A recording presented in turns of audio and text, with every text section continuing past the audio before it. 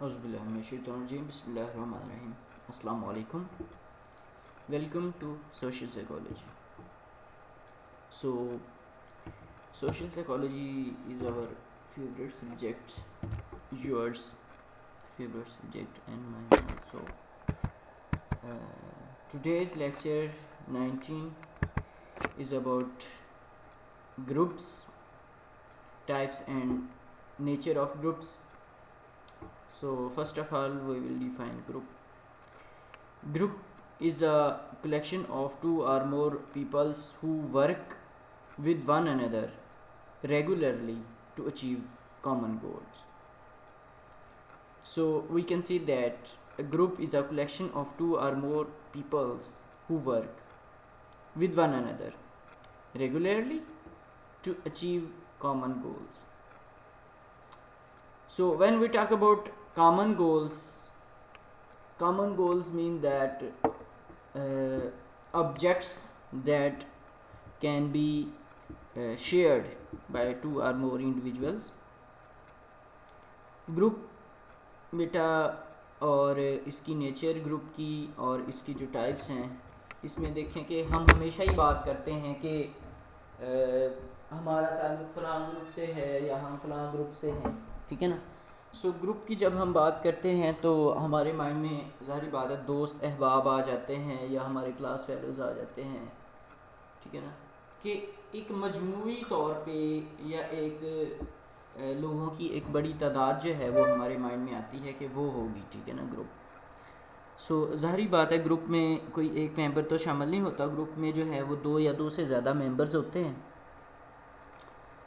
मतलब कि जमा जब लोग हो जाएंगे तो फिर उसको हम ग्रुप कहते हैं। बहुत ज़्यादा ज़रूरी है।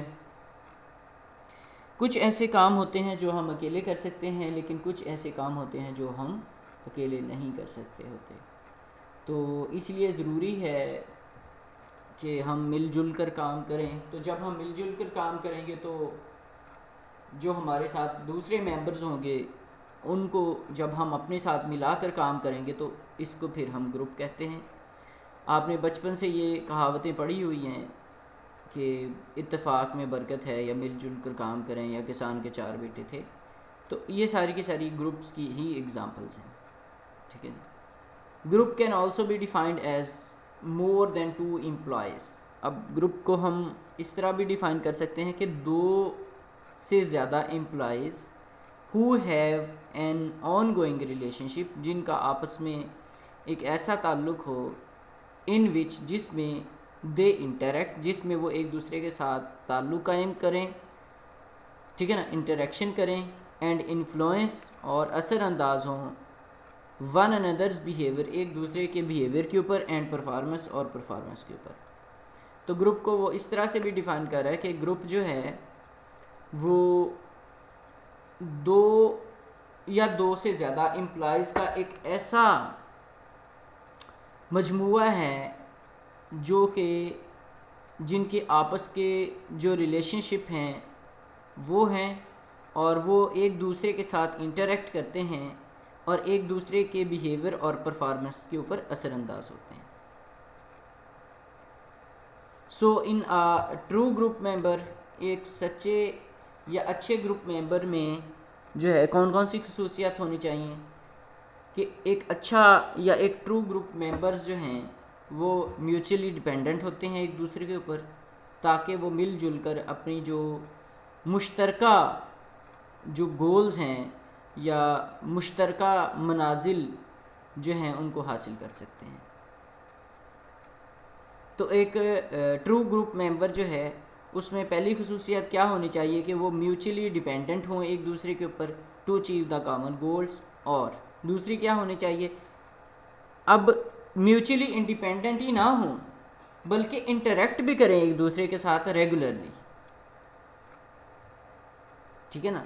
सो interact regularly with one another to pursue their goals over a sustained period of time. वो एक दूसरे के साथ इंटरेक्ट करें ताकि जो उनके मुश्तरका जो गोल्स हैं जो मनाजिल हैं, जो कामयाबियाँ उनकी मुश्तरका हैं, उनको वो एक लंबे अरसे के लिए या एक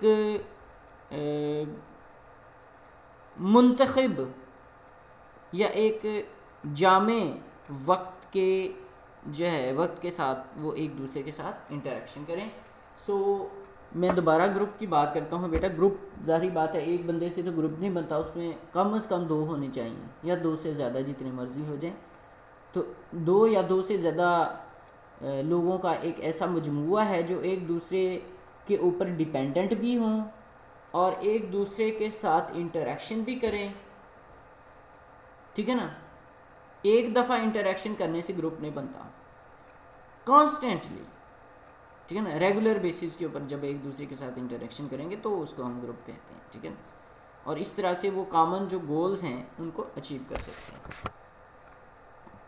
अब अगली बात आ जाती है कि ग्रुप क्यों ज़रूरी है। अब ग्रुप्स जो हैं वो लोगों के लिए बहुत ज़्यादा अच्छे हैं। क्यों? क्योंकि सिक्योरिटी होती है। देखें बेटा, एक आम सी कहावत है कि एक अकेला 2 11।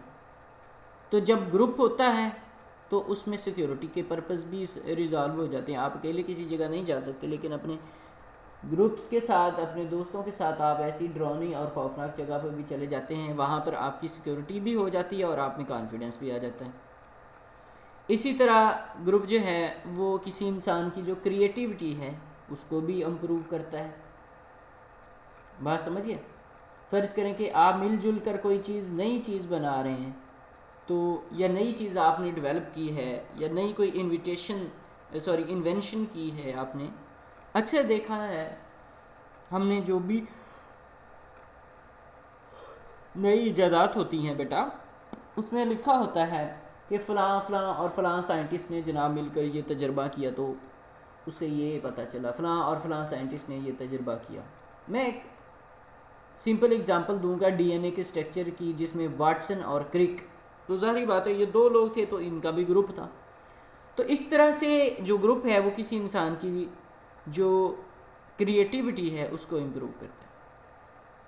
फिर देख group can make better decision. ज़ाहिर बात है जी। अब एक फ़ैसला आपने अकेले ने लिया, अक्सर देखा नहीं है हम कहते हैं कि भाई किसी और से मशवरा ले लें। एक फ़ैसला हमने अकेले ने लिया है और एक ऐसा फ़ैसला जो एक ग्रुप ने लिया, तो ज़ाहिर बात है जो फ़ैसला ग्रुप ने लिया है उसमें ज़्यादा मेंबर्स होंगे और ज़्यादा दिमाग होंगे। जब ज़्यादा दिमाग होंगे तो वो उस फैसले की पॉजिटिविटी और नेगेटिविटी को भी अच्छे से देख लेंगे, और इस तरह से जो एक ग्रुप का लिया गया फ़ैसला है वो ज़्यादा हातमी होता है। तो हम कह सकते हैं कि ग्रुप जो है वो डिसीजंस को, अच्छे डिसीजंस को लेने के लिए अहम किरदार अदा करता है। फिर है group can increase commitments to actions.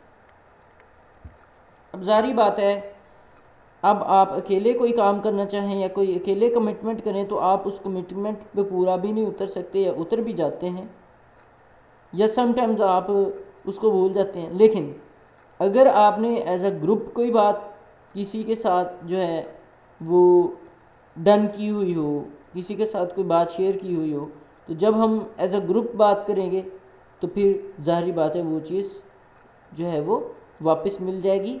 इसको हम इस तरह से कह सकते हैं कि कमिटमेंट्स और एक्शंस, तो ग्रुप से हमारे जो एक्शंस हैं, जो हमारी कमिटमेंट्स हैं किसी के साथ, जारी बात है बेटा अकेला बंदा खुद के साथ भी कमिटमेंट कर सकता है, लेकिन मोस्टली हम कमिटमेंट दूसरे लोगों के साथ करते हैं। तो जब हम ग्रुप में रहेंगे तो हमें दूसरे लोगों के साथ कमिटमेंट करने और उसको पूरा करने के लिए जो है वो तजर्बा हो जाएगा। इसके अलावा देखें ग्रुप जो है वो अपने मेंबर्स को कंट्रोल करते हैं, ठीक है ना, अपने मेंबर्स को कंट्रोल करने में अहम किरदार अदा करते हैं। इसके अलावा ग्रुप जो हैं वो ऑफसेट लार्ज ऑर्गेनाइजेशन को हेल्प करते हैं, मतलब कि एक बहुत बड़ी जो है वो एक ऐसी ऑर्गेनाइजेशन जो कि ऑफसेट है, मतलब कि किसी स्क्रीन के पीछे, मतलब कि समटाइम्स कुछ ऐसी बातें या कुछ ऐसे एक्शंस होते हैं जो हम वाज़े तौर पे करते हैं, और कुछ ऐसे होते हैं जो हम वाज़े तौर पे नहीं करते, हम मुबहम करते हैं। तो ग्रुप उन मुबहम ऑर्गेनाइजेशन की हेल्प करता है। नेक्स्ट देखें, what group people join, why make people join group, के लोग क्यों ग्रुप को ज्वाइन करते हैं। अब जाहिर बात है इसमें देखें सिक्योरिटी के पॉइंट ऑफ व्यू से, सबसे पहले तो सिक्योरिटी है। अकेले बंदा इसलिए ग्रुप ज्वाइन करेगा कि उसको जो सिक्योरिटी इशू है वो उसका कम से कम हो। फिर है सेल्फ एस्टीम, अपनी खुद गर्जी, सेल्फ एस्टीम के लिए भी लोग ग्रुप ज्वाइन करते हैं। फिर पावर के लिए भी जाहिर बात है, अगर MNA MPA के साथ कुछ भड़वे ऐसे होते हैं कि जो तस्वीर बना के बड़ा खुश हो जाते हैं और समझते हैं कि शायद मैं भी इनकी तरह हूँ, लेकिन ऐसा नहीं होता। फिर भी मैं आपसे ये अर्ज़ कर रहा हूँ कि पावर के लिए भी जो है इंसान ग्रुप ज्वाइन करते हैं, ऐसे ग्रुप्स को ज्वाइन करता है जिनके ज़्यादा असर और रसूख हों तो उनमें शामिल हो जाते हैं।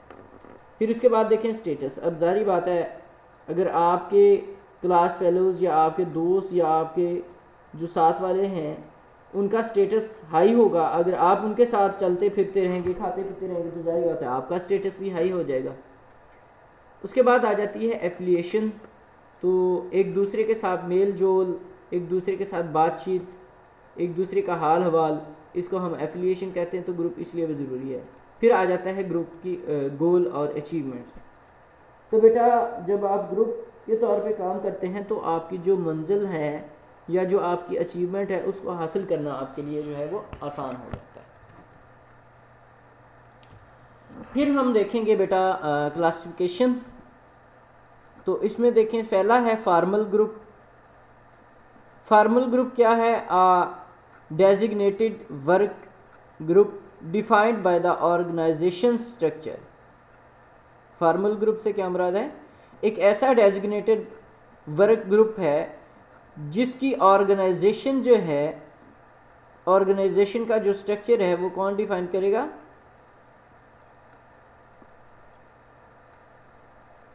तो ऑर्गेनाइजेशन का स्ट्रक्चर जो है वो एक ऐसा ग्रुप, फॉर्मल ग्रुप एक ऐसा ग्रुप होता है जो कि दैट इज डिजाइनेटेड, जो बनाया गया है वर्क ग्रुप के तौर पे, डिफाइंड बाय वर्क ग्रुप के तौर पे बनाया जाने वाला एक ऐसा ग्रुप जिसको हम फॉर्मल ग्रुप कहते हैं। और इस ग्रुप की जो स्ट्रक्चर है ऑर्गेनाइजेशन जो है वो करेगी। दूसरा आ जाएगा इनफॉर्मल ग्रुप। इनफॉर्मल ग्रुप क्या है? देखें जी, informal group is a group that is neither formally structure nor organized, ठीक है ना, organization. So a group that is neither formally, एक ऐसा ग्रुप जो कि ना तो फॉर्मली स्ट्रक्चर्ड हो ना ही ऑर्गेनाइजेशनली डिटरमाइंड हो।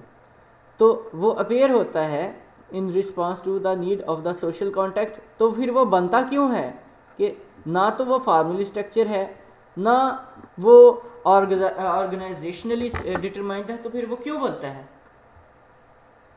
To need for social contact, social contact के लिए। तो इसको हम इनफॉर्मल ग्रुप कहते हैं। अब यहाँ पर देखें आप, forming, storming, norming, preferring, performing, sorry. So इसमें इंडिपेंडेंट है, डिपेंडेंट, इंडिपेंडेंट, एडजर्निंग या फिर रिटर्न टू इंडिपेंडेंट। अच्छा, अब स्टेजेस देखें ग्रुप डेवलपमेंट की। सबसे पहले आ जाएगी फिर forming stage. The first stage in group development characterised by uncertainty. बात समझ आ गई ना? एक पहली स्टेज है ग्रुप की डेवलपमेंट में जिसकी शिनाख्त आप किससे करते हैं? अनसर्टेनिटी से, मुबहम से। फिर है दूसरा स्टॉर्मिंग ग्रुप या स्टॉर्मिंग स्टेज। स्टॉर्मिंग किसको कहते हैं? ठीक है ना? स्टॉर्मिंग स्टेज क्या है? The second stage in the group. ये वो ग्रुप की जो है वो सेकेंड स्टेज है, ठीक है ना? Second stage in the group development characterised by intra group conflict. तो सेकेंड स्टेज क्या है? सेकेंड स्टेज एक second stage in group development characterised by intra grouping conflict. मतलब कि अगर दो ग्रुप्स के दरमियान में कॉन्फ्लिक्ट आ जाता है ठीक है ना। अगर एक जो ग्रुप है उसके मेंबर्स के अंदर अगर कॉन्फ्लिक्ट आ जाता है तो इसको फिर हम स्टॉर्मी ग्रुप कहते हैं, तूफानी ग्रुप, ठीक है ना। कॉन्फ्लिक्ट जो आ जाता है, कॉन्फ्लिक्ट किसको कहते हैं, लड़ाई झगड़े। फिर है तीसरा norming group. The third stage in this group developed characterised by close relationship and cohesiveness. जाहिर बात है नॉर्म्स किसको कहते हैं, अखलाकियात को। तो अखलाकियात वाली ऐसी स्टेज है जिसमें जो इंडिविजुअल्स होते हैं उनकी करेक्टराइज किससे की जाती है, क्लोज रिलेशनशिप और कोहेसिवनेस से। फिर आ जाता है टेक्टमैन्स 5 स्टेजेस थ्योरी, जिसकी ग्रुप की डेवलपमेंट के लिए है। इसमें सबसे पहले फार्मिंग, फिर स्टॉर्मिंग, फिर नॉर्मिंग और आखिर पे परफॉर्मिंग ग्रुप है। इंडिविजुअल इश्यूज भी हैं, ग्रुप इश्यूज भी। फार्मिंग ग्रुप में इंडिविजुअल इशू क्या है कि how do I fit in, कि मैं कैसे इसके अंदर जो है वो फिट हो सकता हूँ सिस्टम के अंदर या पूरा आ सकता हूँ। और स्टॉर्मिंग में क्या कहेंगे उसको, व्हाट्स माई रोल हेयर, कि मेरा यहाँ पर किरदार क्या है। नॉर्मिंग में क्या है, what do the other peoples expect to me, कि दूसरे लोग मुझसे क्या चाहते हैं, वो है नॉर्मिंग। परफॉर्मिंग क्या है, how can I best perform my role, कि किस तरह से मैं अपना जो रोल है वो बेहतरीन किरदार अदा करूँ। नेक्स्ट आ जाएगा बेटा ग्रुप इंडिविजुअल। तो ग्रुप इंडिविजुअल में क्या है, वाई आर वी हेयर, कि हम यहाँ पे क्यों हैं। सेकंड क्या है, why are the fight over who is in charge and who does what. So ये कह रहे हैं कि जो ग्रुप इश्यूज हैं उसमें सबसे पहला फार्मिंग वाला क्या है, वाई आर वी हेयर, कि हम यहाँ पे क्यों हैं, ठीक है ना। स्टॉर्मिंग क्या होगा, why we are fighting are who's charge and who's. Norming में क्या हो जाएगा, can we agree on rules, कि क्या हम रूल्स और वर्क्स की जो टीम वर्क है उस पर एग्री हो जाते हैं। यह है ग्रुप।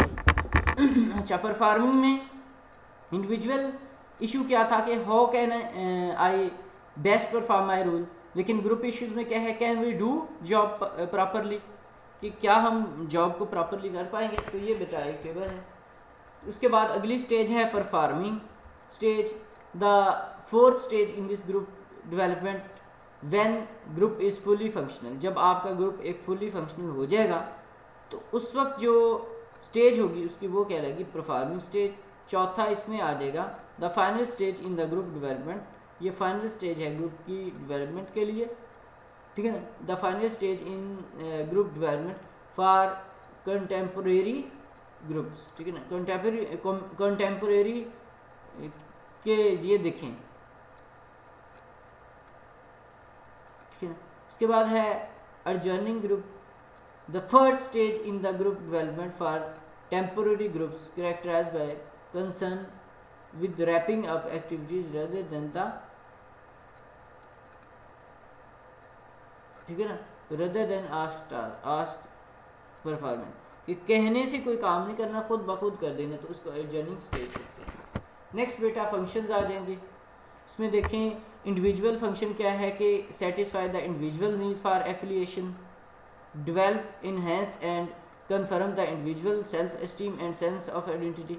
डेवलप भी करता है, बढ़ाता भी है, कॉन्फिडेंस भी लेकर आता है इंडिविजुअल की सेल्फ एस्टीम के अंदर, ठीक है ना, और सेंस ऑफ आइडेंटिटी के लिए।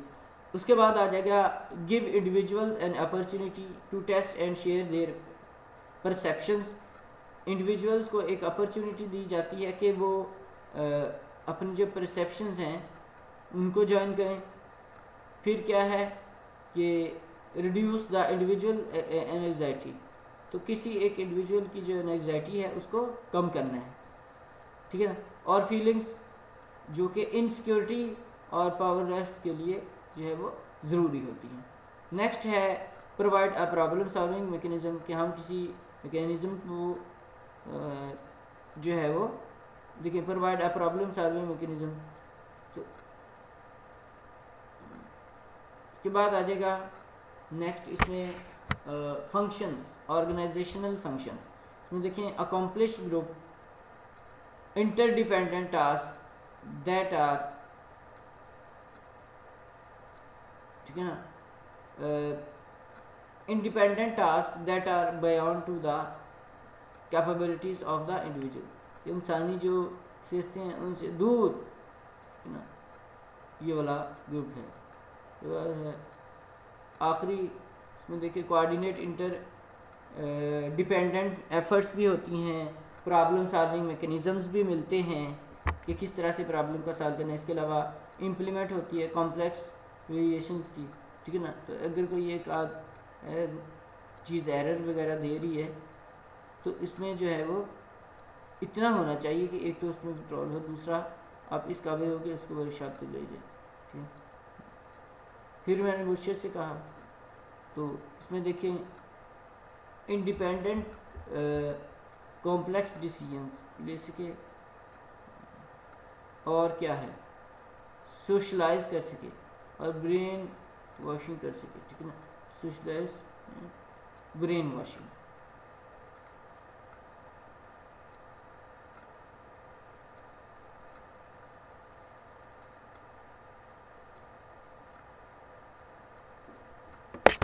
उसके बाद आ जाएगा बेटा सोशलाइज। तो फंक्शन ये भी है कि ये ग्रुप जो है वो सोशलाइज करता है और ट्रेन करता है न्यू कमर्स को। फिर आ जाएंगी बेटा ग्रुप की करैक्टरिस्टिक्स कि ग्रुप की कौन कौन सी खसूसियात होनी चाहिए। ग्रुप का जो साइज़ है वो लिमिटेड होना चाहिए। Group has to achieve set of object. अब ग्रुप का मकसद कोई फारग नहीं होना चाहिए, ग्रुप का मकसद होना चाहिए किसी मंजिल को हासिल करने के लिए। ग्रुप की जो है वो स्पेसिफिक नॉर्म्स होनी चाहिए। ग्रुप जो है वो जानी नहीं होना चाहिए, ठीक है ना, स्पेशल नॉर्म्स होनी चाहिए, लिमिटेड साइज़ होना चाहिए। Group has to achieve set objects. उसके बाद क्या आ जाएगा, group has specific norm, group के जो स्पेसिफिक नॉर्म्स हैं वो होनी चाहिए, ठीक है ना। तो उसके बाद क्या है, group has structure, group has structure, ठीक है ना, ग्रुप का जो है वो स्ट्रक्चर होना चाहिए।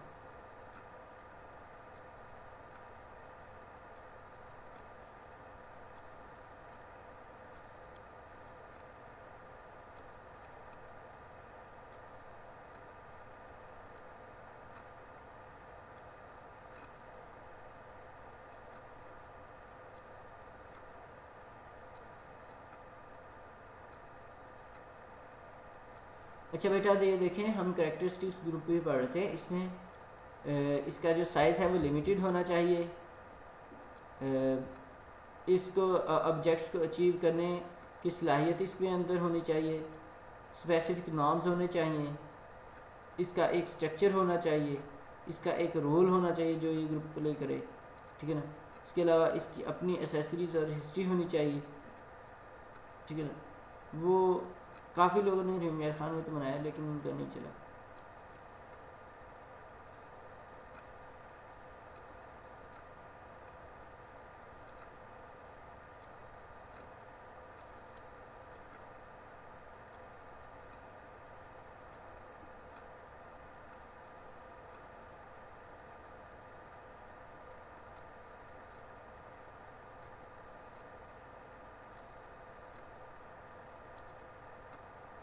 अच्छा जी, इसके बाद देखें ग्रुप जो है वो कोहेसिव भी होना चाहिए। Cohesiveness increases it's status and success rate. उसके बाद देखिए ग्रुप बिहेवियर मॉडल है, इसमें external condition impose on the group. फिर वो एक्सटर्नल कंडीशन जब किसी ग्रुप के ऊपर लगेंगी तो ग्रुप जो है मेंबर या तो उसको रिसोर्सेज को इस्तेमाल करते हुए ख़त्म कर देंगे या फिर ग्रुप स्ट्रक्चर जो है वो इस पर आ जाएगा। नेक्स्ट है ग्रुप प्रोसेस, उसके बाद ग्रुप टास्क और आखिर में परफॉर्मेंस एंड सेटिस्फेक्शन।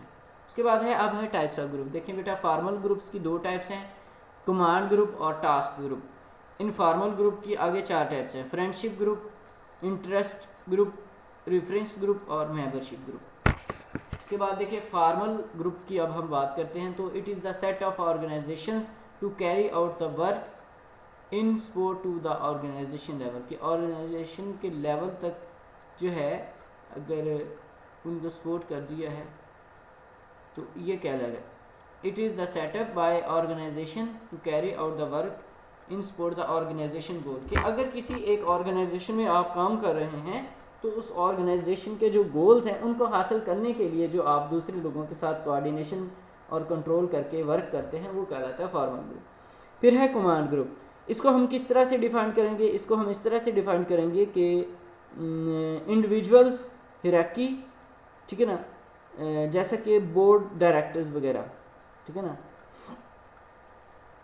कि अब कुछ कमांडर्स हैं आर्मी से रिटायर हो जाते हैं तो वो फिर सिक्योरिटी वगैरह के इंचार्ज बन जाते हैं, तो वो किस ग्रुप में आएंगे, कमांड ग्रुप में। नेक्स्ट आ जाएगा टास्क ग्रुप, इसमें क्या होता है, it comprises the employees who work together and complete a particular task, ठीक है ना। हमने तो जो है इसमें देखें जो कमांडिंग ग्रुप है, it is defined as terms, अच्छा चलें, टास्क ग्रुप क्या है, इट कंप्राइजेज, ये मुश्तमिल होता है एम्प्लॉयज़ के ऊपर, हु वर्क, जो काम करते हैं, टुगेदर, एक दूसरे के साथ, टू कंप्लीट, मुकम्मल करने के लिए, पार्टिकुलर टास्क, कोई ख़ास काम मुकम्मल करने के लिए, जब दो एक दूसरे के साथ इंटरेक्ट करते हैं।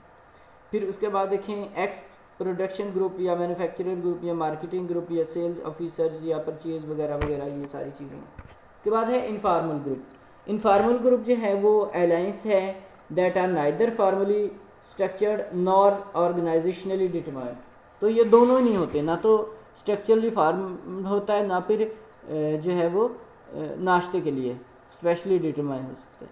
इसमें देखें, so informal group is the natural formation in which people that appear in the presence to hear their social, क्या कहते हैं, इसी में ही आएगा ना, देखिए, informal group are alliances that are neither formally structured nor organizationally determined. Informal group in the natural formation is the natural formation, मतलब कि इनफॉर्मल ग्रुप बेटा एक नेचुरल फार्मेशन है वर्क इन्वायरमेंट में, जो कि अपेयर होती है रिस्पांस की सूरत में, जब ज़रूरत पड़ती है या जब कोई सोशल कॉन्टैक्ट होता है। फ्रेंडशिप ग्रुप क्या है, individual members have one or more common characteristics, तो वो फ्रेंडशिप ग्रुप कहलाएगा। इंटरेस्ट ग्रुप क्या है, peoples affiliate to attain the specific objects, people जो हैं वो एफिलिएट करते हैं एक स्पेसिफिक ऑब्जेक्ट को हासिल करने के लिए जिसके साथ वो कंसर्न्ड होते हैं, जैसा कि म्यूज़िक ग्रुप या ड्रामा ग्रुप। रेफरेंस ग्रुप क्या है, people use the group as a basis for comparison in making the decision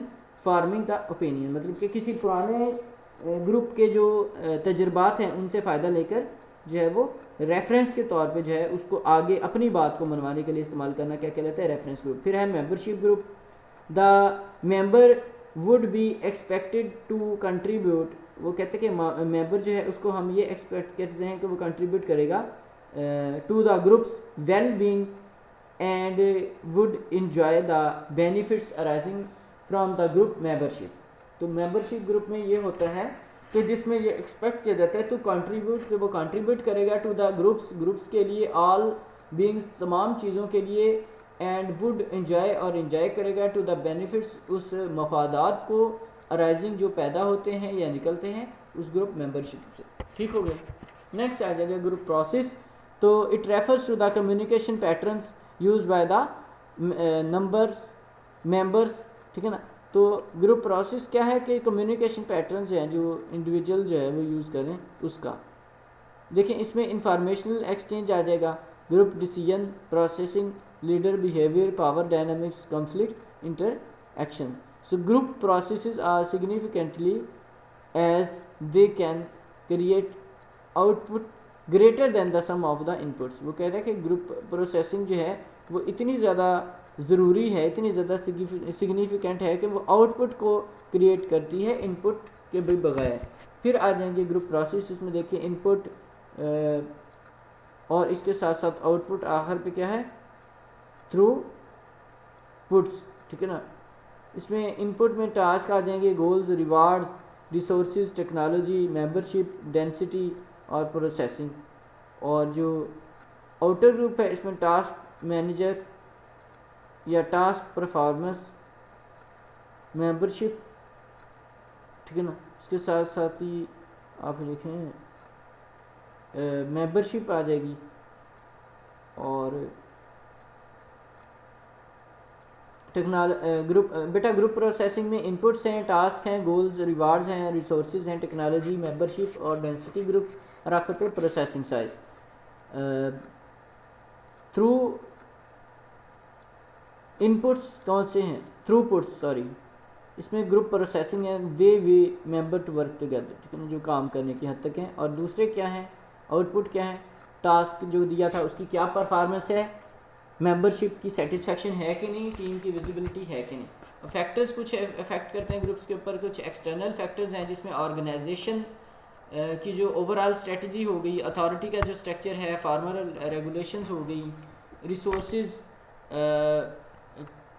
constraints हो गए, सिलेक्शन प्रोसेस है, परफॉर्मेंस और एवेल्युएशन सिस्टम है, ऑर्गेनाइजेशन कल्चर या फिर physical work setting. Internal factors क्या हैं, इसमें कोऑर्डिनेशन ऑफ द ग्रुप है, good structure, group norms, social laughing, group decision जिसमें मेजॉरिटी और मिनॉरिटी दोनों को ही रखा जाएगा। ग्रुप स्ट्रक्चर क्या है, group structure has fixed, group has a fix structure, group का स्ट्रक्चर है वो फिक्स होता है। The areas of working are divided according to interest और स्किल रिक्वायर्ड, जो एरिया है वर्किंग का वो डिवाइड किया जाता है अकॉर्डिंग टू इंटरेस्ट और स्किल जो कि रिक्वायर है। ग्रुप्स में भी may have a leader, group का एक वो कहता है कि लीडर भी हो सकता है, जारी बात है होता है। लीडरशिप जो है वो इम्पोज की जाती है ग्रुप के ऊपर ऑर्गेनाइजेशन की मदद से। लीडर जो है वो चलाता है पावर को और पोजीशन को, ताकि लोगों को जो ऑर्गेनाइजेशन का स्ट्रक्चर है वो सही से किया जाए। तो फॉर्मल लीडर जो हैं may or may not be able to inform the other leaders of the groups they which they contact. वो कहता है कि माजरत ये है कि पुराने वक्त में किसी बंदे ने दूसरे बंदे के साथ ग्रुप नहीं बनाया, ठीक है ना। Thank you so much. इसके साथ ही आज का लेक्चर हमारा ख़त्म हुआ। बेटा हमने ग्रुप को डिस्कस किया है कि दो या दो से ज़्यादा इंडिविजुअल जब मिलकर काम करेंगे तो उसको हम ग्रुप कहते हैं। अल्लाह हाफ़िज़।